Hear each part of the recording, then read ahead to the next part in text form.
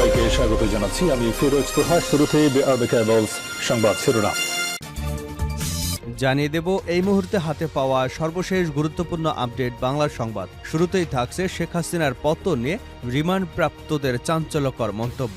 মানুষের প্রতি চরম ক্ষোভ ছিল শেখ হাসিনার। ছাত্র জনতার আন্দোলনকে কেন্দ্র করে আওয়ামী সরকারের পতনের আগে তৎকালীন প্রধানমন্ত্রী শেখ হাসিনাকে আওয়ামী নেতারা অনেক পরামর্শ দিয়েছিলেন, কিন্তু তাদের কোনো পরামর্শই শেখ হাসিনা কানে তোলেনি। অর্থনৈতিক দুরবস্থার কথাও তাকে বারবার মনে করে দেওয়া হয়েছে। ছাত্র জনতার দাবি মেনে নিতে বলা হয়েছে, উনি তাদের কোনো কথাই কর্ণপাত করেননি। Sheikh Hasina police, answer, BGB এবং সেনাবাহিনীর উপর নির্ভর করে ক্ষমতায় থাকতে চেয়েছিল। প্রয়োজনে যত লাশ ফেলতে হয় ফেলুক, তারপরেও শেখ হাসিনা ক্ষমতায় থাকার দাবি জানিয়েছিলেন। শেখ হাসিনার সরকারের পতনের কারণ জানতে চাইলে ডিবি হেফাজতে থাকা আওয়ামী কর্মকর্তারা বলেন, জয়কালে ক্ষয় নাই, মরণকালে ঔষধ নাই। এই প্রবাদটি শেখ হাসিনার জন্য সত্য প্রমাণিত হয়েছে। রিমান্ড প্রাপ্তরা একে একে চাঞ্চল্যকর তথ্য দিচ্ছেন শেখ হাসিনার বিরুদ্ধে। প্রিয় দর্শক, আসুন জানবো কে কি তথ্য দিয়েছেন শেখ হাসিনার বিরুদ্ধে। এ বিষয়ে থাকছে একটি বিস্তারিত আলোচনা, সঙ্গে থাকুন। এবারে জানাবো বাইডেন ও নরেন্দ্র মোদীর ফোনালাপ, হোয়াইট হাউসের বিবৃতিতে নেই বাংলাদেশের প্রসঙ্গ। মার্কিন প্রেসিডেন্ট জো বাইডেন ও ভারতের প্রধানমন্ত্রী নরেন্দ্র মোদী বিভিন্ন পরিস্থিতি নিয়ে ফোনে কথা বলেছেন। দুই রাষ্ট্রপ্রধানের এই ফোনালাপে বাংলাদেশের প্রসঙ্গ নিয়ে আলোচনা হয়েছে, এমনটি জানিয়ে সোমবার রাতে নিজের এক্স হ্যান্ডেলে টুইট করেন নরেন্দ্র মোদী। কিন্তু হোয়াইট হাউসের বিবৃতিতে নেই বাংলাদেশের প্রসঙ্গটি। এদিকে র্যাবের বিলুপ্তির দাবি হিউম্যান রাইটস ওয়াচের। র্যাপিড অ্যাকশন ব্যাটালিয়নকে বিলুপ্ত করবার দাবি জানিয়েছে নিউ ইয়র্ক ভিত্তিক আন্তর্জাতিক মানবাধিকার সংস্থা হিউম্যান রাইটস ওয়াচ।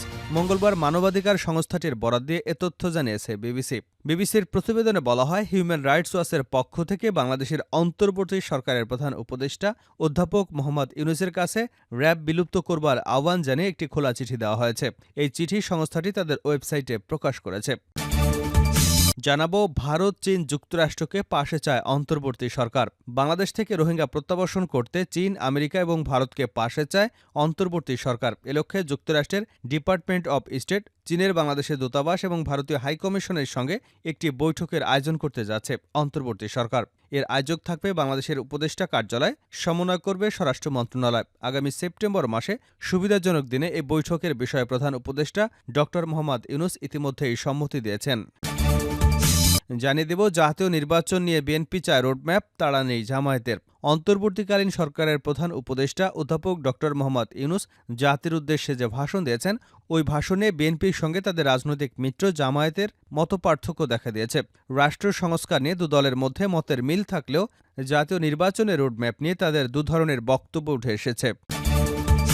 এবং সর্বশেষ জানাবো, ভারতের পানি বাংলাদেশ তলিয়ে দেয়, এর স্থায়ী সমাধান দরকার। ইসলামী আন্দোলন বাংলাদেশের জ্যেষ্ঠ নায়েবে আমির মুফতি সৈয়দ মোহাম্মদ ফয়জুল করিম বলেছেন, প্রতি বছর ভারত থেকে আসা পানি বাংলাদেশকে তলিয়ে দেয়, এর স্থায়ী সমাধান দরকার। তবে অস্থির হলে চলবে না, ধৈর্য ধরতে হবে। এতক্ষণ শিরোনাম শুনছিলেন, এবার বিস্তারিত। প্রিয় দর্শক, আপনি যদি এই চ্যানেলে নতুন হয়ে থাকেন, ভিডিওটি দেখতে দেখতে চ্যানেলটি সাবস্ক্রাইব করে আমাদের সঙ্গে থাকুন। আর এই ভিডিও সম্পর্কে আপনি আপনার মূল্যবান মতামতটি কমেন্ট বক্সে জানিয়ে দিন। আর হ্যাঁ প্রিয় দর্শক, জানিয়ে দিন ভিডিওটি কোথা থেকে দেখছেন। মানুষের প্রতি চরম ক্ষোভ ছিল শেখ হাসিনার। শেখ হাসিনার পতনে রিমান্ডপ্রাপ্তদের চাঞ্চল্যকর তথ্য। ছাত্র জনতার আন্দোলনকে কেন্দ্র করে আওয়ামী লীগ সরকার পতনের আগে তৎকালীন প্রধানমন্ত্রী শেখ হাসিনাকে আমরা অনেকবার পরামর্শ দিয়েছিলাম, তিনি আমাদের কোনো কথাই শোনেননি। অর্থনৈতিক দুরবস্থা তাকে বারবার মনে করে দিয়েছি। ছাত্র জনতার দাবি মেনে নিতে বলেছি, উনি আমাদের কোনো কথায় কর্ণপাত করেননি। তিনি পুলিশ, আনসার, বিজিবি এবং সেনাবাহিনীর উপর নির্ভর করে ক্ষমতায় থাকতে চেয়েছিলেন। ঢাকা মহানগর গোয়েন্দা পুলিশ হেফাজতে রিমান্ডে থাকা আওয়ামী লীগের 14 দলের নেতারা এসব কথা বলেন। শেখ হাসিনা সরকারের পতনের কারণ জানতে চাইলে তারা ডিবি কর্মকর্তাদের বলেন, জয়কালে ক্ষয় নাই, মরণকালে ঔষধ নাই। এ প্রবাদটি শেখ হাসিনার জন্য সত্য প্রমাণিত হয়েছে, কারণ গত 15 বছরে শেখ হাসিনা যতগুলো সিদ্ধান্ত নিয়েছিল সবই তার পক্ষে গিয়েছে। আর এবার ছাত্র আন্দোলনকে ঘিরে তিনি যত সিদ্ধান্ত নিয়েছেন সবই তার বিপক্ষে গিয়েছে। সংশ্লিষ্ট একাধিক সূত্রে জানা গেছে এসব। 14 দলের শরিক ওয়ার্কার্স পার্টির সভাপতি ও সাবেক মন্ত্রী রাশেদ খান মেনন ডিবিকে বলেছেন, ১৯৭৫ সালে জাতির পিতা শেখ মুজিবুর রহমানকে সপরিবারে হত্যার কারণে এদেশের মানুষের প্রতি চরম ক্ষোভ ছিল শেখ হাসিনার। তাই তার আচরণ এমন ছিল যে দেশের মানুষ মরুক বা বাঁচুক এ নিয়ে তার কোনো মাথা ব্যথা নেই। তিনি শুধু চেয়েছিলেন তার ক্ষমতা। আজীবন ক্ষমতায় থাকা লোভ তাকে পেয়ে বসেছিল। এই মানসিকতাই তার জন্য কাল হয়েছে। ডিবি পুলিশের জিজ্ঞাসাবাদে ১৪ দলের অন্যতম শরিক জাতীয় সমাজতান্ত্রিক দলের সভাপতি ও সাবেক মন্ত্রী আহসানুল হক ইনু বলেন, শেখ হাসিনার সরকারের প্রথম ৫ বছর আমি মন্ত্রী ছিলাম। পরে ১০ থেকে ১১ বছরে আমরা সরকারে ছিলাম না, তবে ১৪ দলের জোটের শরিক ছিলাম। জোটের শরিক হিসেবে আমরা শেখ হাসিনাকে অনেক পরামর্শ দিয়েছি, ছাত্রদের দাবি মেনে নিতে পেরেছি। যেসব পুলিশ সদস্য ছাত্রদের উপর গুলি চালিয়েছে তাদের বিরুদ্ধে ব্যবস্থা নিতে বলেছি, টাকা পাচারকারীদের ধরতে বলেছি। উনি চীন সফরে যাবার আগে বেশ কিছু পরামর্শ দিয়েছিলাম, আমাদের কোনো পরামর্শই উনি কানে নেননি। ইনু ডিবিকে বলেন, ঢাকা বিশ্ববিদ্যালয়ে এক ছাত্রীকে উদ্দেশ্য করে শেখ হাসিনা বলেছিলেন সে কোটায় বিশ্ববিদ্যালয়ে ভর্তি হয়েছে, অথচ কোটার বিরোধিতা করে, তাহলে সে বিশ্ববিদ্যালয়ে ছাত্রত্ব বাতিল করে রাস্তায় নামুক। এভাবে তার কথা বলা ঠিক হয়নি। ইনু আরও বলেন, ছাত্র আন্দোলন দমনের বিষয়ে আওয়ামী লীগের সাধারণ সম্পাদক ওবায়দুল কাদের বলেছিলেন তাদের দমাতে ছাত্রলীগই যথেষ্ট। এই মন্তব্যটি ছাত্র জনতার উপর বিরূপ প্রতিক্রিয়া সৃষ্টি করেছিল। গুম খুনসহ অনেক স্পর্শকাতর বিষয়ে জিজ্ঞাসাবাদ করা হয় ন্যাশনাল কমিউনিকেশন মনিটরিং সেন্টারের সাবেক মহাপরিচালক মেজর জেনারেল অবসরপ্রাপ্ত জিয়াউল হাসানকে।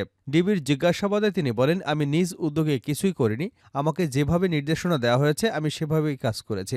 আমার কাছে নির্দেশনা আসতো একেবারে শীর্ষ পর্যায় থেকে। কিছু কিছু বিষয়ে সাবেক স্বরাষ্ট্রমন্ত্রী আসাদুজ্জামান খান কামাল নির্দেশনা দিতেন। নারায়ণগঞ্জের ৭ খুনের বিষয়ে তিনি বলেন, এক্ষেত্রে সব দোষ আওয়ামী লীগের প্রেসিডিয়াম সদস্য মোফাজ্জল হোসেন চৌধুরীর মায়ার মেয়ের জামাই তারেক সাইদের। ওই সময় র‍্যাব ১১ এর কমান্ডিং অফিসার ছিলেন তারেক সাইদ। মন্ত্রীর মেয়ের জামাই হবার কারণে ওই সময় তার উপরে কেউ কথা বলতে পারতেন না। জিয়াউল আহসান বলেন, নারায়ণগঞ্জ থেকে একসঙ্গে ৭ জন নিখোঁজ হবার পরপরই তাদের খুঁজে বের করতে আমরা দায়িত্ব দিয়েছিলাম তৎকালীন র‍্যাবের মহাপরিচালক মোখলেসুর রহমান। প্রথম দিকে র‍্যাব ১১ কয়েকজন আমার সাথে ৭ খুনের বিষয়টি স্বীকার করেন, কিন্তু তারেক সাইদ স্বীকার করেনি। জিয়াউল আহসান ডিবিকে জানান, আওয়ামী লীগ নেতা শামীম ওসমানকে সুবিধা দিতে স্থানীয় আওয়ামী লীগ নেতাদের নির্দেশেই বহুল আলোচিত ৭ খুনের ঘটনা ঘটানো হয়েছিল। রিমান্ডে ডিবির জিজ্ঞাসাবাদে সাবেক তথ্য ও প্রযুক্তি প্রতিমন্ত্রী জুনায়েদ আহমেদ পলক জানান, ছাত্র আন্দোলন চলাকালে জিয়াউল আহসানের পরামর্শেই ইন্টারনেট সংযোগ বিচ্ছিন্ন করা হয়। তবে জিয়াউল আহসান জানান, পলক নিজের ইচ্ছাতেই ইন্টারনেট বন্ধ করেছিল। আন্দোলনে পুলিশ এবং আনসার সহ আইনশৃঙ্খলা সংক্রান্ত অন্য বাহিনীর কিছু সদস্যের বাড়াবাড়ি ছিল বলেও জানিয়েছেন জিয়া। তিনি বলেন, এত দ্রুত যে সরকারের পতন হয়ে যাবে তা শেখ হাসিনা বুঝতে পারেনি, আমি নিজেও বুঝতে পারিনি। জানতে চাইলে ঢাকা মেট্রোপলিটন পুলিশের কমিশনার মইনুল হাসান বলেন, ডিবি হেফাজতে যারা আছেন তারা একজন এক ধরনের তথ্য দিচ্ছেন, তাদের দেওয়া তথ্য যাচাই করে দেখা হচ্ছে। তিনি বলেন, যারা রিমান্ডে আছেন হত্যার ক্ষেত্রে তাদের কেউ নির্দেশদাতা, কেউ পরামর্শদাতা, কেউ অর্থ বিনিয়োগকারী, কেউ ইন্ধনদাতা। আমরা মূলত হত্যা মামলায় তাদের জিজ্ঞাসাবাদ করছি। তবে প্রসঙ্গক্রমে আরও অনেক বিষয় চলে আসছে, ওইসব বিষয় আমাদের গোয়েন্দারা নোট করে রাখছেন।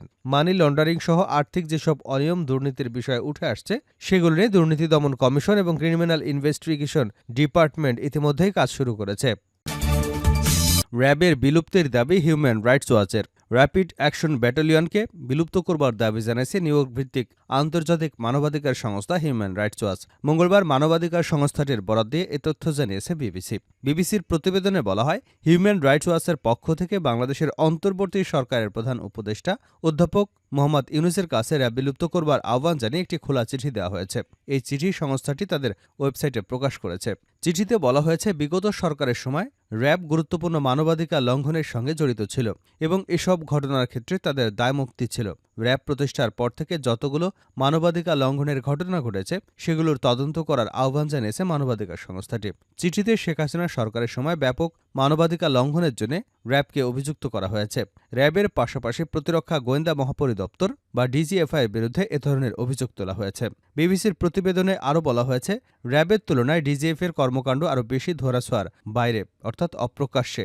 এই সংস্থাটির বিরুদ্ধে অনেক অভিযোগ মানুষের মুখে মুখে থাকলেও তা প্রকাশ করার সাহস কেউ পায়নি। বহু মানুষকে গুম কিংবা বছরের পর বছর গোপন বন্দিশালায় আটকের বিষয়টি সবার চোখের সামনে আসে যখন শেখ হাসিনা পতনের পর দেশ ছেড়ে পালিয়ে যান। র‍্যাবের বিলুপ্তি নিয়ে মানবাধিকার কর্মী নূর খান লিটন বিবিসিকে বলেন, সার্বিকভাবে র‍্যাবের ইমেজ এমন একটা পর্যায়ে এসে পৌঁছেছে সেখান থেকে র‍্যাবকে টেনে তোলা মুশকিল। র‍্যাব বর্তমানে যেভাবে কাজ করছে এভাবে একটা বাহিনী পরিচালনার সুযোগ নেই। র্যাব ইমিডিয়েট বিলুপ্ত করা দরকার, কারণ তারা সমাজে একটা ভীতিকর অবস্থা তৈরি করেছে। তবে সেনাবাহিনীর সাবেক ঊর্ধ্বতন কর্মকর্তারা বলেছেন, র্যাব বিলুপ্ত না করে সেটি সংস্কার করা জরুরি এবং এই বাহিনীকে যাতে ভবিষ্যতে রাজনৈতিকভাবে ব্যবহার করা না যায় সেটি নিশ্চিত করা জরুরি। উল্লেখ্য, র্যাব পুলিশের অধীনে একটি বাহিনী হলেও এর কর্মকর্তাদের বড় অংশ আসে বিভিন্ন সামরিক বাহিনী থেকে। ভারতের পানি বাংলাদেশ তুলিয়ে দেয়, এর স্থায়ী সমাধান দরকার সৈয়দ ফয়জুল করিম। ইসলামী আন্দোলন বাংলাদেশের জ্যেষ্ঠ নায়েবে আমির মুফতি সৈয়দ মোহাম্মদ ফয়জুল করিম বলেছেন, প্রতি বছর ভারত থেকে আসা পানি বাংলাদেশকে তুলিয়ে দেয়, এর স্থায়ী সমাধান দরকার। তবে অস্থির হলে চলবে না, ধৈর্য ধরতে হবে। মঙ্গলবার সকালে কুমিল্লায় বন্যাদুর্গত এলাকা পরিদর্শন এবং হাদিয়া বিতরণ করতে গিয়ে মোহাম্মদ ফয়জুল করিমের সাথে কথা বলেন। ইসলামী আন্দোলনের নেতাকর্মী আজ কুমিল্লা, ফেনী এবং নোয়াখালী বন্যাদুর্গত এলাকা পরিদর্শন করেছেন। ফয়জুল করিম আরও বলেন, বাংলাদেশের জনগণ স্বেচ্ছাসেবী হিসেবে নিজেদের অর্থ দিয়ে শক্তিশালী বাঁধ দিতে পারলে আগ্রাসী ভারত আর কখনো তলিয়ে দিতে পারবে না। বাঁধ দেওয়া হলে কখনো ভারতের সামনে মাথা নত করতে হবে না।